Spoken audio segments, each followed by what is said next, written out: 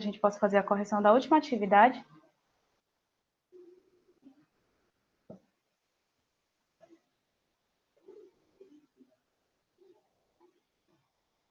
Para que a gente possa fazer a correção da última atividade, tá certo?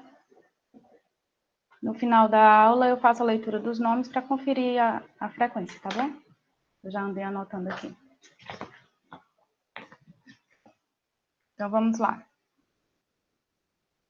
Vou esperar, Pablo. Não tiver ok, tu avisa. Eu sei, Bia. Eu já falei com a Isabelle hoje.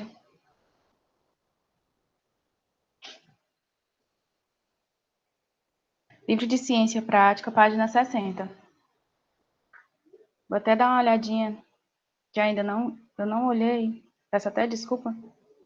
A questão do envio das atividades.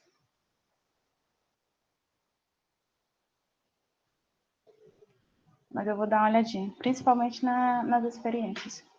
Então, vamos lá. Página 60, tá? Tá certo, Cideli. Vamos aí, na página 60 nós temos. Você aprendeu as principais utilizações... Só um minuto, deixa eu permitir aqui. Pronto. Você aprendeu as principais utilizações de bactérias benéficas, inclusive na indústria alimentícia, e agora poderá ver isso na prática. Para tanto, pesquise sobre o processo de fabricação do iogurte e responda. Todo iogurte possui bactérias lácteas vivas? Pode, Raíssa. Tia, eu coloquei. Sim, para ser iogurte é preciso que o leite contenha culturas vivas. Estas culturas são compostas de micro-organismos exclusivos, que são responsáveis pelos benefícios à saúde e nutrição. Ótimo. Está correto. Questão 2. Quais as bactérias presentes no iogurte?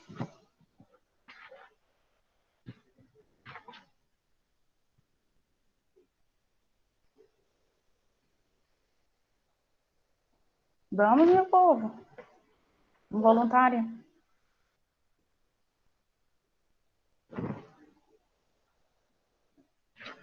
Não sabe, Riquelme? Não pesquisou, Riquelme? Pode, Pablo. Tá me escutando, tia? Sim. Lactobacillus, bulgáricos, Isso. streptococcus e termófilos. Isso, termófilos. Obrigada. Ótimo. 3. É isso mesmo, Maria? Certo, Raíssa. 3. Como as bactérias presentes no iogurte agem beneficamente em nosso organismo? Questão 3.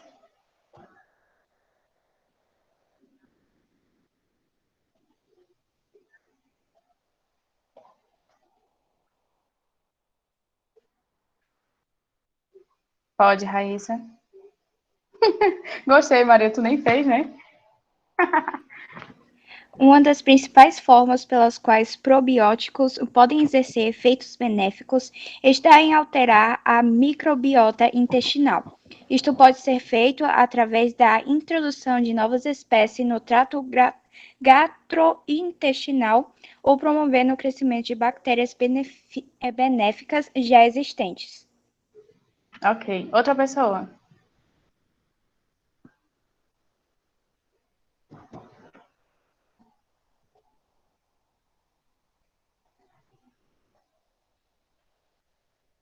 Pode, Patrícia. Tá me ouvindo? Sim, senhora. Ou, sim, Podem senhorita. ajudar, podem ajudar a combater doenças inflamatórias do intestino, contribui para a manutenção do peso, possuem fontes de proteínas de alto valor biológico, cálcio, fósforo, magnésio, várias vitaminas, e contribui para o bom funcionamento dos intestinos, aumenta a imunidade e etc. Ótimo. Mais alguém quer ler sua resposta? Pode, Pablo. Eu coloquei assim, tia. Ajuda a combater as bactérias que fazem mal ao corpo. Só isso, hein? Sim. Vamos aumentar mais um pouquinho isso aí. disponibilizando no chat, tá?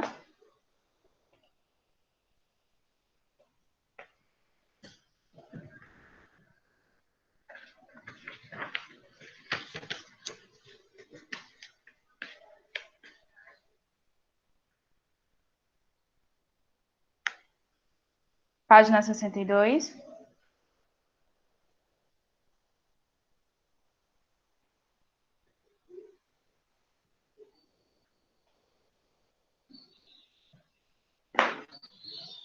Na página 62, nós temos aí, na primeira questão.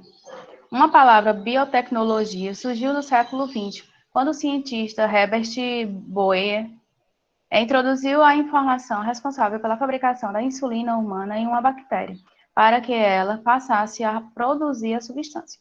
As bactérias modificadas por Herbert passaram a produzir insulina humana porque receberam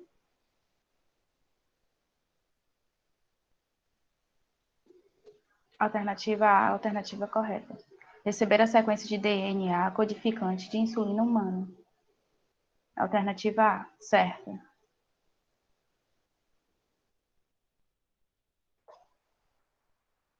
Dois. Pulando aí a introdução, temos aí, a importância dessa inovação tecnológica para a comunidade científica se deve a...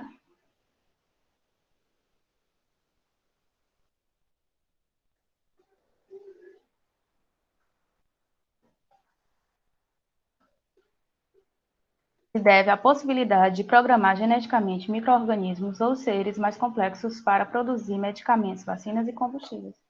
Alternativa correta, alternativa D. Tá certo, Júlia e Isabela.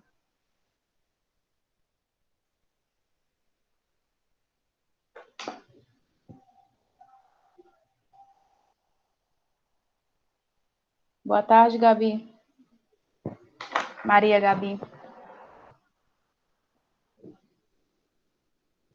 Continuando aí na página 63, temos aí. Para produzir iogurte caseiro, basta colocar uma colher de iogurte em 1 litro de leite fervido ainda morno. Cobrir com um pano limpo e guardar em um local protegido durante 12 horas. Isso é possível graças às bactérias existentes no iogurte que...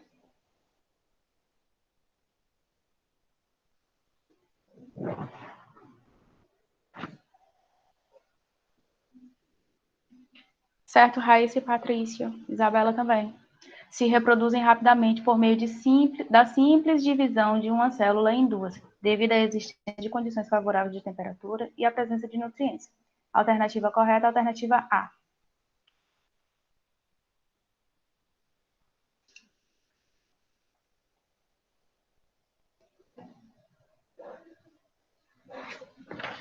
Página 64.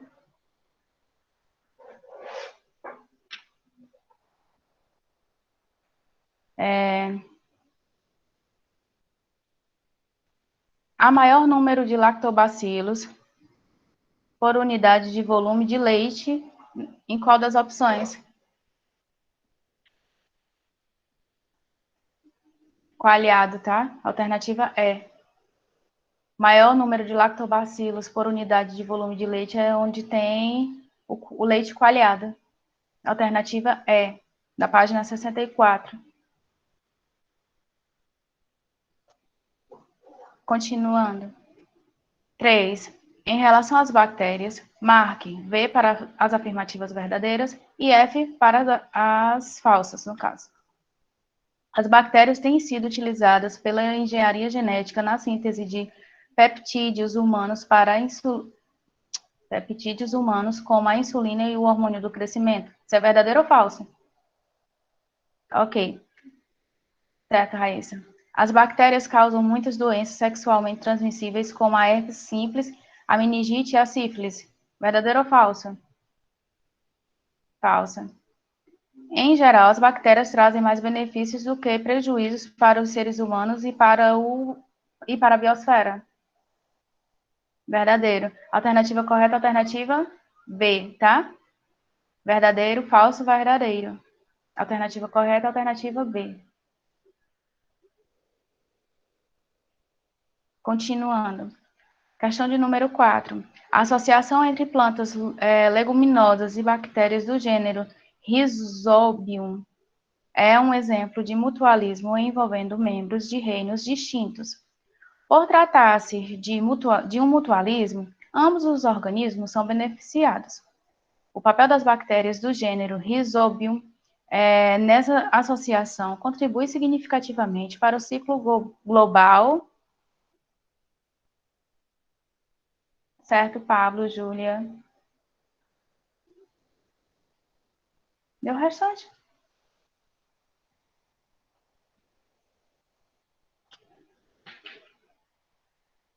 Alternativa correta do nitrogênio, alternativa B, tá? Questão 4, alternativa correta, alternativa B. Certo? Terminamos esse livrinho. Só lembrando que, eu acho, não sei se o Roberto já comunicou a vocês, mas próxima semana vocês já vão fazer o simulado valendo nota, né? Não sei se ele já comunicou. É, né? Meu Deus do céu. Isso mesmo. Vocês já vão fazer o simulado de vocês valendo a nota parcial. Ele ainda não havia falado? Não? Ai, gente, então desculpa, segredo nosso. Deixa ele falar primeiro. Pode ter tido alguma alteração. Aí, como prévia, antes de começar aí o próximo capítulo, eu queria dizer para vocês que eu já coloquei, né, para estudo de vocês, os dois capítulos, capítulo 9 e o capítulo 10 do livro didático de vocês, tá certo? Não vou colocar do livro de ciência prática. Se eu fosse colocar do livro de ciência prática, eu ia colocar todo o conteúdo. Aí eu coloquei para estudar o capítulo 9 e o capítulo 10, tá bom? Sempre soube de quê, Riquelme? Que ia ter prova? Tem que ter, meu amorzinho, tá? Então, vocês vão estudar o reino Monera e o reino Protista, certo? São os dois capítulos que eu coloquei para vocês estudarem para avaliação. Ok? Agora vamos para o livro. Vamos dar continuidade ao nosso livro didático, página 144.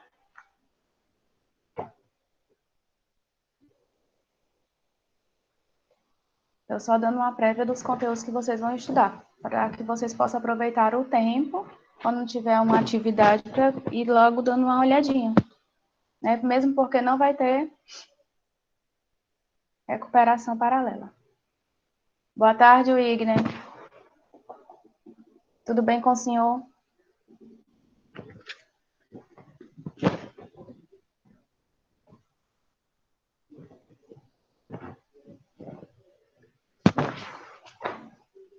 Ok, dando continuidade. No capítulo 11, nós temos aí o reino fungi, né? Ainda dando continuidade ao estudo sobre micro-organismos. Eu vou fazer uma breve abordagem de algumas características relacionadas ao reino fungi, a página 144. Paulo, como sempre, meu amigo. Confunde, né? Mas tudo bem. Vou apontar algumas características do reino fungi e falar um pouco sobre a estrutura corporal, ou seja, a morfologia, certo? Amanhã a gente dá continuidade. Concordo, Riquelme. Mas tudo bem, tá? Então vamos lá. Reino fungi, nós temos aí uma ciência, né, que é responsável, uma ciência que estuda aí os fungos, que é responsável pelo estudo dos fungos, que nós chamamos de micologia, tá? Micologia é uma ciência que estuda os fungos. Quem faz parte? Quais são os seres que fazem parte desse reino, do reino fungi? Os fungos, as leveduras e os bolores, tá? E também tem uma espécie conhecida como orelha de pau. Vocês podem até pesquisar aí como o formato dela, que eu não tenho nenhuma imagem aqui no momento, só se eu pegar. Tu já viu, Paulo? Orelha de pau?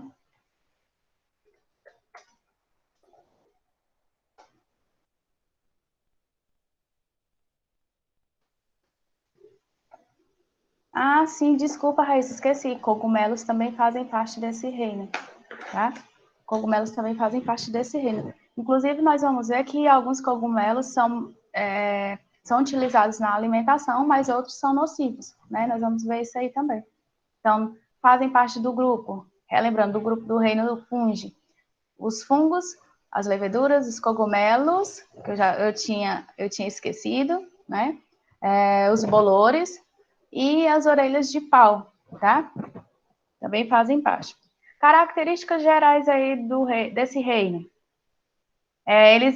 Nós podemos encontrar os fungos em ambientes como o solo, na água, em outros organismos, tá?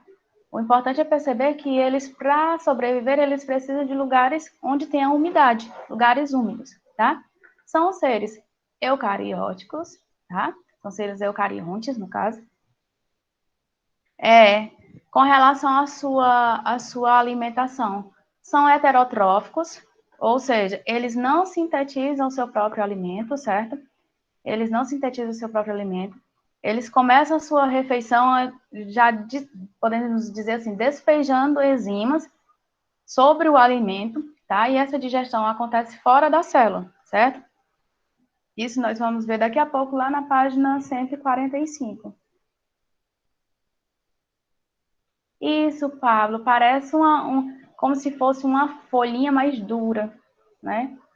É chamado de orelha de pau.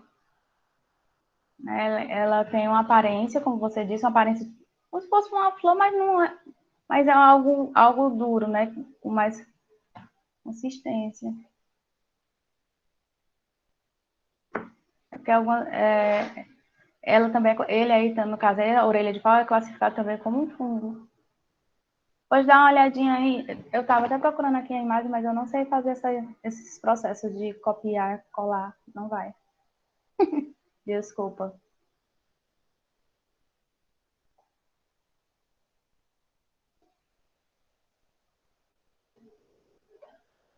Tu já viu, Maria?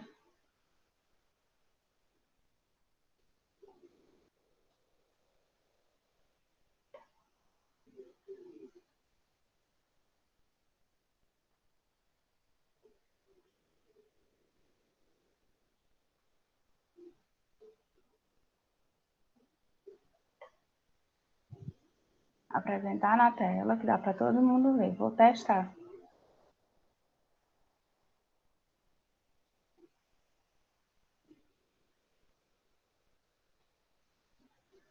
Estou testando. Vai dar certo. Agora só me diz se tá vendo, visualizando.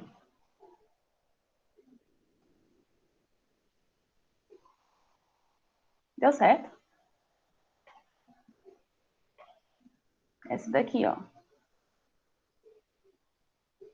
Um tom avermelhado. Isso aqui nós chamamos de orelha de pau. Apesar de eu ter pedido a imagem de orelha de pau, eu ter vindo umas imagens de umas broacas aqui do lado. Acho que vocês estão percebendo também.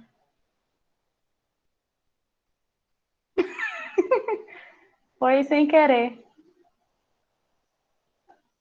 Pedi a imagem da orelha de pau e veio a imagem de umas broaquinhas. Mas tudo bem. Pronto. Vou anotar aqui o nome de João Maria. Faz parte. Era só para vocês verem como funcionava. Obrigada, Maria. Eu não sabia como funcionava isso aí. Estou engatinhando. Então, vamos lá. Então, vivem tanto no solo, pode ser encontrar tanto no solo como na água, como também em organismos. Porém, os fungos, eles habitam lugares, ambientes que têm umidade, tá? Foi, Raíssa. Engraçado, né? Nada a ver, aí aparece uma bruaca. A gente procura uma imagem de uma coisa, aparece outra. Mas vamos lá. Com relação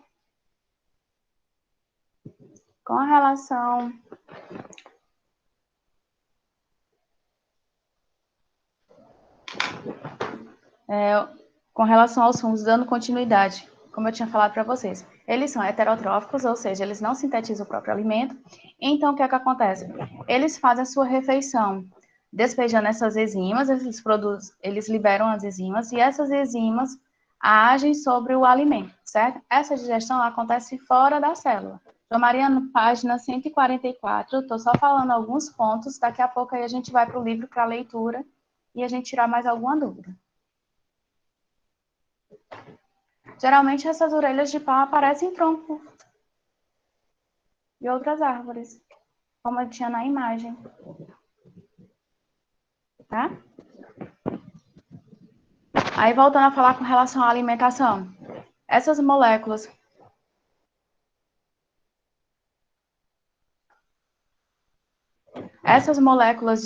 das substâncias tóxicas, desculpa, vocês vão encontrar isso na página 145.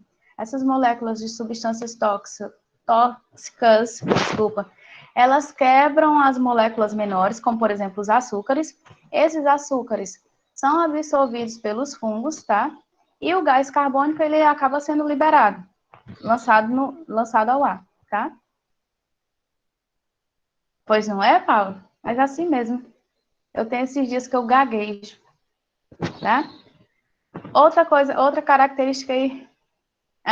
Outra característica aí dos fungos. Existem alguns que são agentes decompositores, ou seja, eles passam a degradar, né, fazer a degradação de matéria orgânica. Nesse caso aí, tanto de restos de animais como de restos de vegetais, tá? Alguns fungos acabam fazendo isso aí. São importantes como agentes decompositores, porque eles fazem a degradação de matéria orgânica de animais ou vegetais. Restos, no caso, tanto de animais como de vegetais, tá? Isso daí, qual é o ponto positivo disso aí? É que acaba favorecendo, né, o enriquecimento do solo. Ixi, Maria, trava a língua mesmo hoje, hein? Enriquecimento do solo com relação aos nutrientes que podem ser absorvidos pelos vegetais, certo? Ok, até aí? Posso continuar falando aí algumas características, né? Depois a gente tira as nossas dúvidas. Qual a desvantagem desses agentes decompositores aí? Já tem uma desvantagem com relação a eles. Obrigada. Com relação a eles. Por quê? Porque alguns podem causar, alguns determinados incômodos. Por exemplo, quando ele se multiplica de forma intensa, né, em ambientes como o mofo, por exemplo, os bolores, tá? E eles se multiplicam de forma intensa, por quê? Porque eles... Passe à frente. Tá bom, Diego. Tá? Então, no caso aí, a desvantagem, no caso desses agentes decompositores, é quando eles se multiplicam de forma intensa e em ambientes com bastante umidade. Acaba aí afetando, por exemplo, as paredes, que é o mofo, alguns alimentos, roupas, tá? Imóveis, certo? No caso dos alimentos, a gente chama de bolores, nós vamos falar até mais na frente a respeito dos bolores, tá? Então, a vantagem alguns fungos agirem como agentes decompositores, é porque eles agem de forma a degradar, né, matéria orgânica de vegetais e animais. E esse processo aí acaba ajudando ao solo. Por quê? Porque favorece com relação aos nutrientes, e esses nutrientes podem ser absorvidos por vegetais. Já as desvantagens, hoje eu estou travando língua, já as desvantagens com relação a isso aí é que quando eles acabam se multiplicando de forma exagerada, podemos dizer assim, acabam prejudicando, afetando aí as paredes, as roupas, os alimentos, tá? Os móveis, que nós chamamos aí de mofo ou bolores. Os bolores é, no caso, quando a gente está se referindo ao alimento, tá certo? E existe também alguns fungos que são tidos como parasitas, né? Fungos que são tidos como parasitas. Esses que são tidos como parasitas são aqueles que necessitam de um outro organismo para acabar sobrevivendo. Necessitam de outro organismo para acabar sobrevivendo, tá? Então, no caso aí, existem os parasitas que necessitam do organismo para acabar sobrevivendo, e existe também os casos de mutualismo, onde há uma troca benéfica para ambos, né? Para ambas as espécies que estão sendo associadas. O reino fungi. apresenta seres unicelulares e apresenta seres pluricelulares, tá? No caso aí dos cogumelos, a gente enquadra aí como pluricelulares. E vocês vão perceber que a maioria são pluricelulares. Outra característica desse reino é que eles produzem esporos, tá? E podem se reproduzir tanto de forma assexuada como forma sexuada. Nós vamos ver também isso aí no decorrer do capítulo. A reprodução dos fungos, ou melhor, eu falo fungos, desculpa, mas de todos que compõem o reino fungi, né? Pode ocorrer, a reprodução pode ocorrer de forma sexuada ou assexuada. Nós vamos ver mais adiante isso daí. Ok? Já falei para vocês que eles vivem em ambientes úmidos, né? Com relação à respiração, ótimo, com relação à respiração, eles realizam a respiração aeróbica, anaeróbica, e temos outro tipo de respiração que a gente pode enquadrar aí, que é a anaeróbica facultativa. O que é que significa isso aí? Algumas espécies realizam a reprodução aeróbica, ou seja, elas precisam do oxigênio. Raíssa, no caso, nós vamos perceber que realiza as duas, tá? O reino fungi acaba realizando as duas, mas nós vamos ver mais na frente. Hoje a gente não vai falar a respeito da reprodução, estou dando só algumas características, mas quando for no eu acho que não sei se é amanhã, peço até desculpa, porque eu não me lembro agora, mas nós vamos falar na próxima aula com relação à reprodução. Aí nós vamos ver bem direitinho essa questão da reprodução sexuada e assexuada, tá certo? Hoje eu estou dando só algumas características relacionadas a esse reino. Aí eu estou querendo dizer que, no caso do reino fungi, as espécies realizam esses dois tipos de reprodução, tá bom? Então, voltando a falar da respiração. Com relação à respiração, a espécie que realiza a respiração aeróbica, ou seja, necessitam da presença de oxigênio, né, para realizar seu processo aí de respiração. E existem espécies anaeróbicas, que não precisam de oxigênio, e existem espécies anaeróbicas, que nós chamamos de anaeróbicas facultativas, podemos chamar assim. Por que facultativas? Porque tanto faz. Se tem a presença de oxigênio, beleza. Se não tem a presença de oxigênio, beleza também, tá? Essa espécie, ela consegue tanto viver com a presença ou com a ausência do oxigênio, certo? Qual a importância? Diz, Ricardo.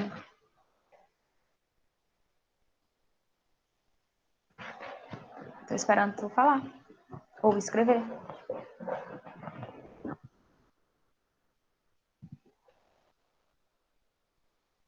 O que é que parece um negócio que a tua mãe compra? Explica melhor. Ah, champignon também. É usado na alimentação. É um fungo. Pertence ao reino fungi. Tá? É usado na alimentação. Nós vamos ver isso aí também. Página 145 vem falando sobre isso aí. Importância dos fungos. Tem a sua importância econômica, porque os fungos, eles são excelentes como fonte de alimento, tá? E são ricos em vitamina.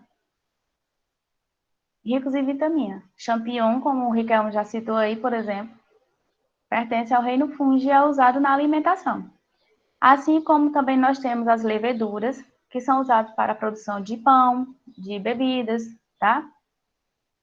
E leveduras são espécies de fungos, só que são fungos unicelulares.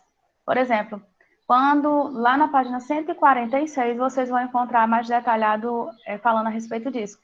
Quando as leveduras são usadas, por exemplo, para a fermentação do pão, do vinho, tá? Porque há uma troca. O micro-organismo vai fazer uma troca com relação, por exemplo, à massa do pão, tá? Quando você coloca o fermento biológico, há uma troca, certo? Os micro-organismos vão fazer uma absorção, do qual aquela massa ela começa a inchar. Na página 146, se eu não me engano, no primeiro parágrafo, vocês vão encontrar isso aí. Se eu não me engano, não, tenho certeza. Deixa eu só conferir.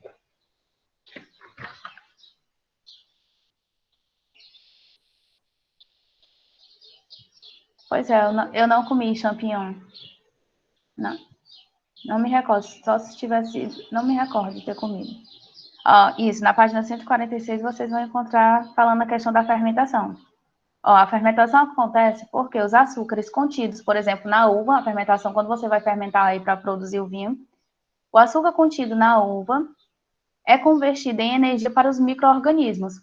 E como resultado desse processo, esse organismo libera álcool, elítico e gás carbônico, tá? Então, esses fungos são usados, os levedos, as leveduras, são fungos unicelulares que são usados tanto para a produção de pão como para a produção de vinho, tá? Tem a importância também dos fungos com relação a antibióticos, tá? Por exemplo, a penicilina, que é desculpa, deixa eu tentar falar devagar o nome do fungo.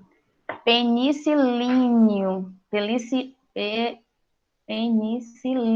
Ai, sai não. Trava a língua hoje, tá ruim.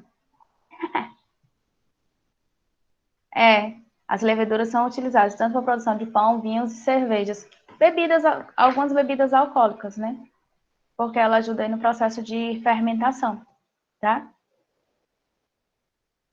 Deixa eu só escrever aqui. Penicilina. Penicilina. Falei certo, penicilina. Pronto. Agora eu falei direitinho.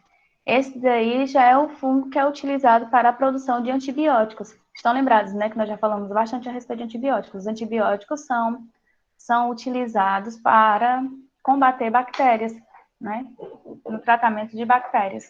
Nós falamos isso daí nas aulas passadas. Além disso, também tem alguns tipos de fungos que são utilizados para a fabricação de queijos. Esqueci de falar na hora que eu estava falando sobre a alimentação. Tanto que existe queijos que têm um preço, podemos dizer assim, gigantescos, né? Outra importância dos fungos, como pragas agrícolas também, né? Alguns fungos, eles acabam causando doenças nas plantações, né? Então, a importância dos fungos tem a sua importância para a alimentação, para a produção de antibiótico, para pragas agrícolas, né? E, no caso aí, a fermentação de bebidas, algumas bebidas alcoólicas e a produção de pão, massa de pizza, por exemplo, tá? Também são usados fungos. Uma coisa que eu tinha me esquecido de comentar com vocês, era para eu ter comentado no início, não sei se vocês viram, mas tem aí também no livro, eu acho que vocês estão dando uma folheada aí no livro e devem ter achado já. O maior ser vivo já encontrado, no caso aí, o maior ser vivo ser encontrado, seja um fungo, foi um fungo, né, no caso aí, descoberto em 1996. E este fungo foi encontrado nos Estados Unidos. Acredita-se que num período de 2.400 anos, ele tenha crescido aí em média de 880 hectares. Vocês encontram lá no Você Sabia, da página 147, tá? O maior fungo encontrado, no caso, o maior ser vivo encontrado, foi encontrado aí nos Estados Unidos em 1996. Encontrou aí, página 146, ou melhor, 147, onde diz que ele mede aí cerca de 1.220 campos de futebol, né? Isso ele é encontrado abaixo do solo. Alguma parte você consegue visualizar e outra, a demais, é abaixo do solo. Lá no Você Sabia, vocês encontram essa informação. Todo mundo ok? Alguma coisa até aqui? Ok. Não é, Maria? Meu Deus. Tá bem. Imagine aí, 1.220 campos de futebol. É o tamanho que tem esse fungo. Com relação à morfologia, nós vamos falar também, que tem aí na página 146, depois nós vamos fazer a leitura disso aí. Os fungos, eles, falando aí, são uma formiga? Tem certeza que tu é uma formiga perto dele? Vamos lá. Com relação aí à estrutura corporal, a morfologia, podemos ir falando, se detendo aos fungos pluricelulares, né? vocês podem visualizar que tem até uma imagem na página 147, né, de um cogumelo. Então, os fungos pluricelulares são agrupados, no caso, são filamentosos, né? São filamentosos, eu estou tentando ver o que é que vocês estão escrevendo ali. São filamentosos, ou seja, eles são formiga. Eles são formados por um conjunto de filamentos, né? E esses filamentos recebem o nome de hifas, tá? Esse conjunto de filamentos que formam aí os fungos pluricelulares é chamado de hifas. Emaranhado de hifas forma já o que nós chamamos de micélio. E vocês podem observar aí na imagem do livro de vocês. O micélio, há um micélio vegetativo e há um micélio reprodutivo. No caso aí do micélio vegetativo, a parte do micélio vegetativo, na imagem da página 147, é essa parte que está embaixo, como se fossem raízes, tá? Essa parte aí nós chamamos de micélio vegetativo. Por quê? Porque essa partezinha que vocês estão visualizando, na página 147, desculpa, onde dá a impressão de raízes, é a parte onde é realizada a absorção, tá? Já a parte de cima da hifa, nós chamamos aí de reprodutora, tá? É onde é liberado células que são tidas como células reprodutoras, que nós veremos na próxima aula, que são chamados de esporos, ok? Alguma pergunta até aqui?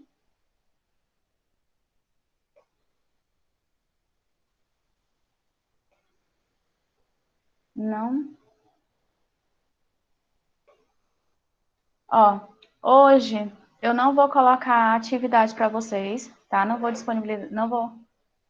colocar atividade para vocês. Por quê? Porque a gente deu só uma introdução com relação ao capítulo que nós vamos estudar, certo? Então, hoje não vai haver tarefa de ciências, ok? Tudo bem?